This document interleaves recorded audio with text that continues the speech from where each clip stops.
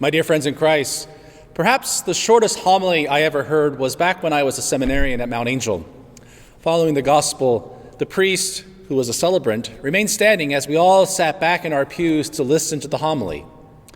After a brief pause, he extended his arms and said, "Love," then sat down. His one-word homily left most of us first confused, then a bit elated since Mass would be briefer than usual. After all these years, I'm still uncertain whether this priest had prepared this homily as is or he was unprepared. Nevertheless, this homily had its intended effects. I still remember it, and this one word speaks volumes. Love. Sadly, we only have this one word to define the most powerful force in the universe. Though only 4 letters, love is easily the logic of what can be explained or unexplained.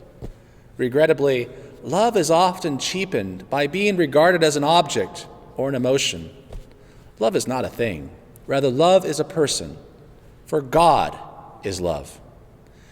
In the gospel, the Pharisees are at it again to entrap Jesus with his words. In a similar fashion, Jesus transforms their malice into a teaching moment for them and for us.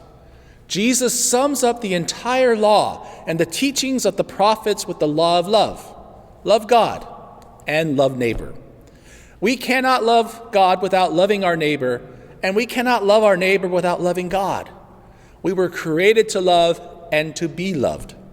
God, who is love, created us to make us participants in his life, to be loved by him and to love him, and with him to love all other people.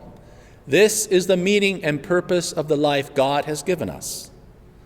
St. John of the Cross famously taught, "In the evening of life, we will be judged on love alone." As we begin the month of November, not only do we dedicate our prayers and sacrifices to the faithful departed, we are also invited to reflect on the 4 last things: death, judgment, heaven, and hell. At our death, when we stand before Jesus, the merciful judge, he will ask each of us, "How well have you loved?" The more we practice the law of love in this life, we will be ready to give an answer. God bless you all.